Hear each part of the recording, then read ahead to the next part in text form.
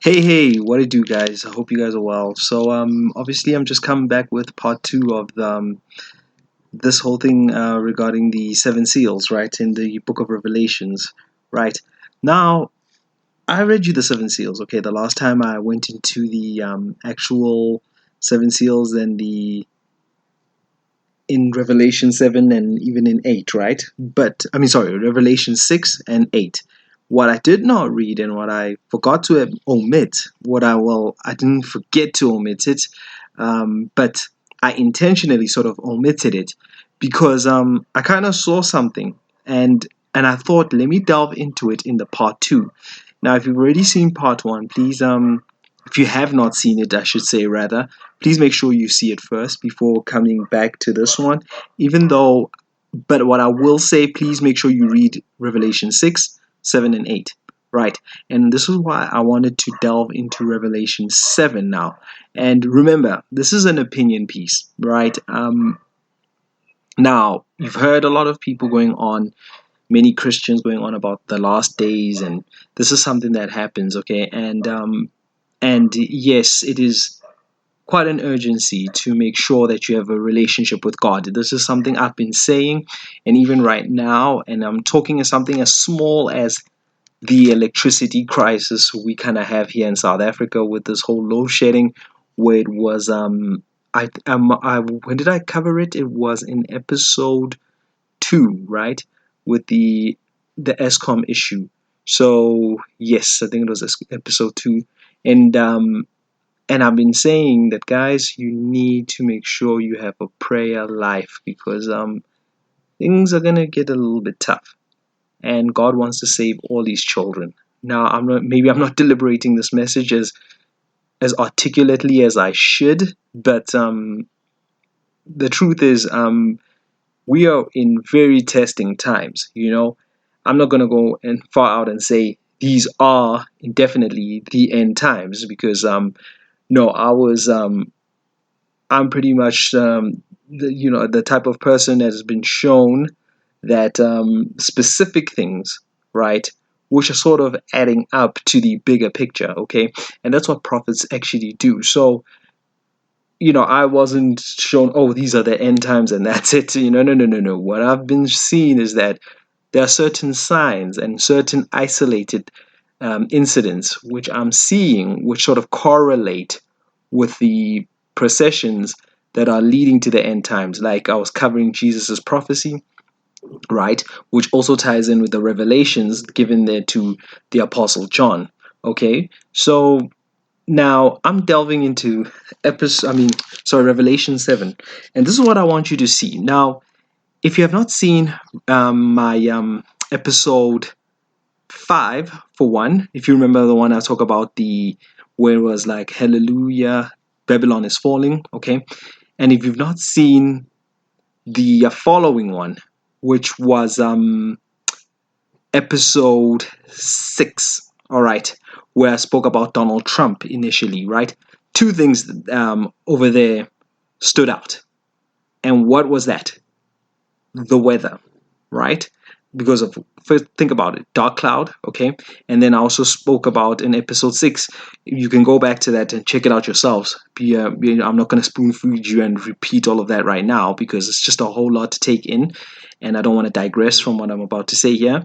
There was the global report where I said there were certain isolated storms. There was a weather report that, yes, that it could have meant that the weather itself is going to act up because of the fact that if it's not just about the economic factors, they're going to be challenging in all these certain countries. That, yes, economic factors and the abundance and as far as scarcity is concerned, because if you know anything about economics, scarcity means that a resource is rare, so which drives up the prices, and if it's abundant, it sort of gets cheaper, that sort of thing. So there's a whole lot of natural resources that also God works through the natural resource. I mean, He is the creator. So this is one of those things that you need to understand, that even something like economics and our and the way we do things here on Earth, right, is also very reliant upon the weather.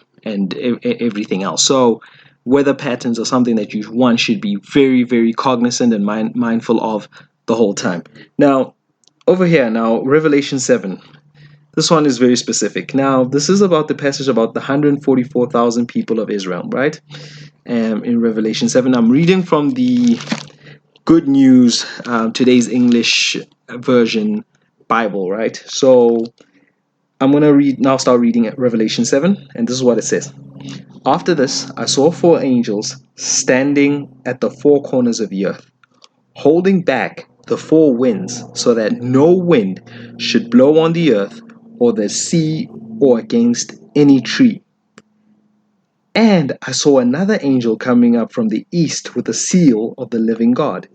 He called out in a loud voice to the four angels to whom God has given the power to damage the earth and the sea. The angel said, "Do not harm the earth, the sea, or the trees until we mark the servants of our God with a seal on their foreheads." And I was told that the number of those who were marked with God's seal on their foreheads was 144,000. They were from the 12 tribes of Israel, 12,000 from each tribe: Judah, Reuben, Gad, Asher, Naphtali, Manasseh, Simeon, Levi, Issachar, Zebulun, Joseph, and Benjamin. Right. So I'm just going to stop that right there. This is just Revelation 7, and that's 1 to 8. Okay? That I just read out.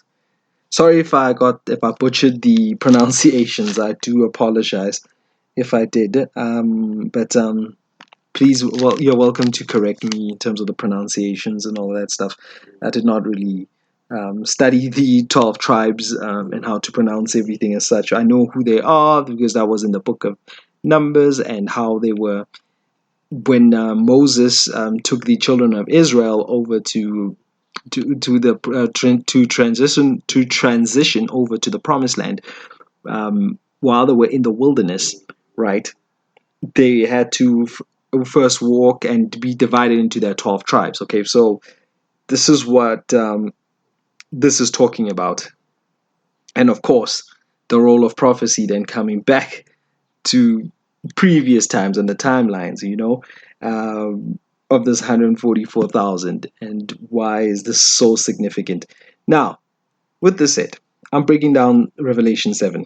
Okay, the four angels standing on the corners of the earth, holding back the four winds, right? So, which means that the natural elements, okay, you can see that what God does is sends these angels over to make sure that these children are always protected, okay?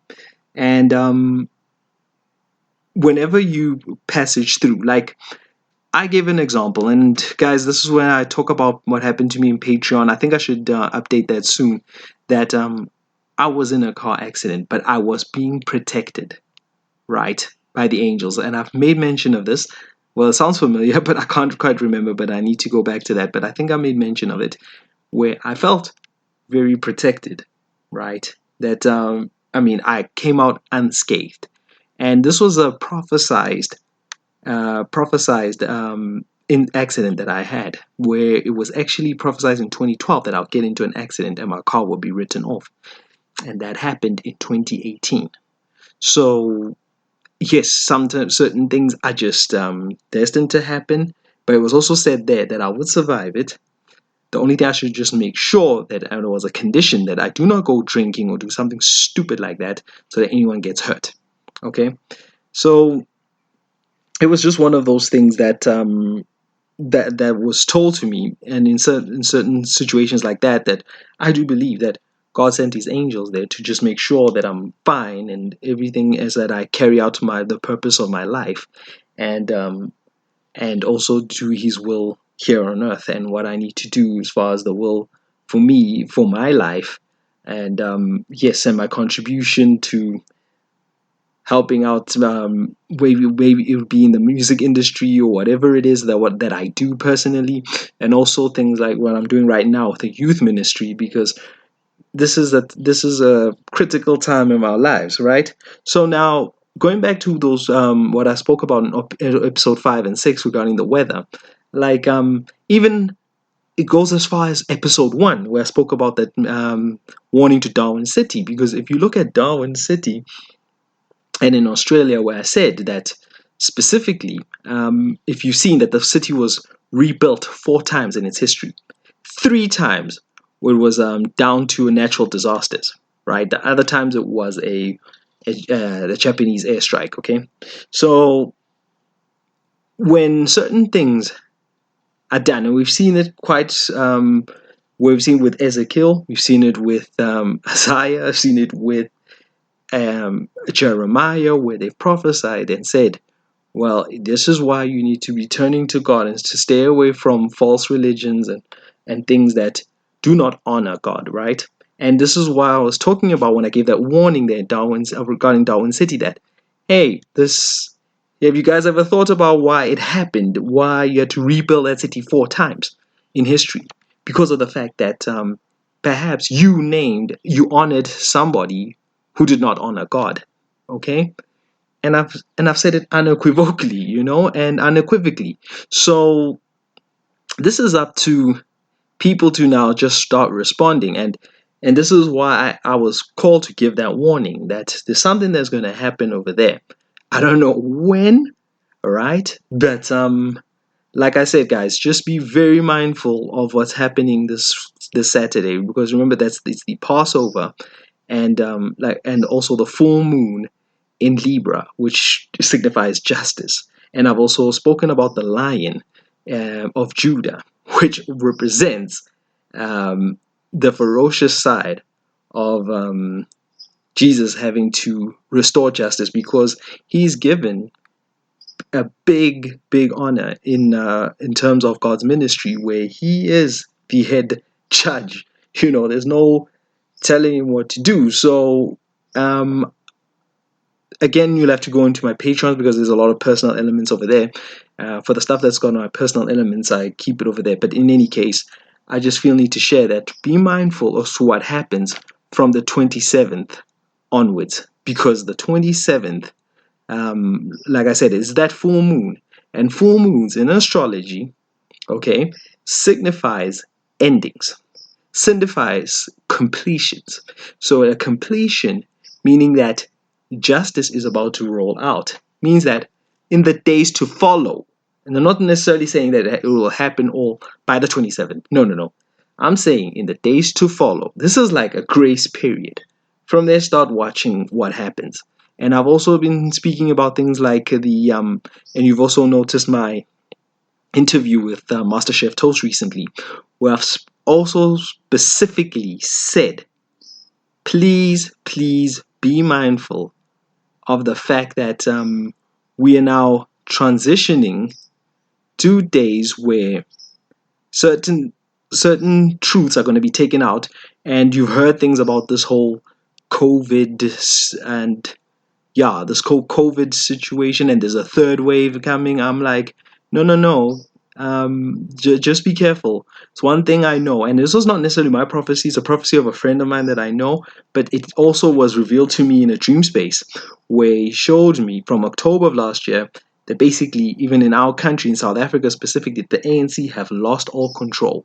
From October already, it's already happened, and October is the month of Libra, right? Especially when it's at the beginning of it, right? Where justice is now coming, and that's during the sun period, okay? So it was already starting to play out, and now with the Libra taking place in a full moon this month, which means that a completion in justice. And I believe that once this third wave hits, and this is just my opinion, this is just something that I believe that in days to follow, that they think that no, they're gonna keep people scared and keep people in their houses, especially in the light of the student protest, that they cannot pay and ensure that they enroll people who are on NSFAS, who are dependent on NSFAS, that